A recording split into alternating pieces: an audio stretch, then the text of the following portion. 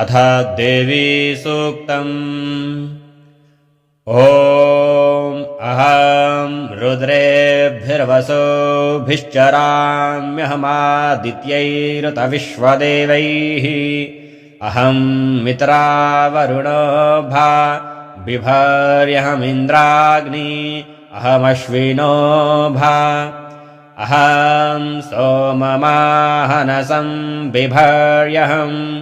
त्वष्टारमुतपोषणं भगम् अहं दधामि द्रविणं हविष्मते सुप्राव्ये यजमानाय सुन्वते अहं राष्ट्री संगमने वसूनां चिकितुषी प्रथमा जगीयानाम् तां मा देवा व्यदधुः पुरुत्रा भूरिस्थात्रां भूर्यावेशयन्तीम् मया सो अन्नमतीयो विपश्यति यः प्राणीति य शृणोत्युक्तम् अमन्तवो मात उपश्रियन्ति श्रुते श्रुत षधिवं ते वदामि अहमेव स्वयमिदं वदामि जुष्टं देवेभिरुतमानुषेभिः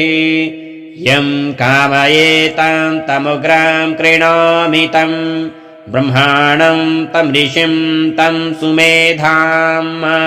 अहं रुद्राय धनुरात्तनोमि ब्रह्मद्विषे शरवे हन्तवा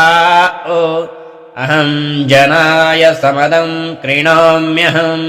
द्यावा पृथिवी आविवेश अहं सुवे पितरमस्य मूर्धन्मम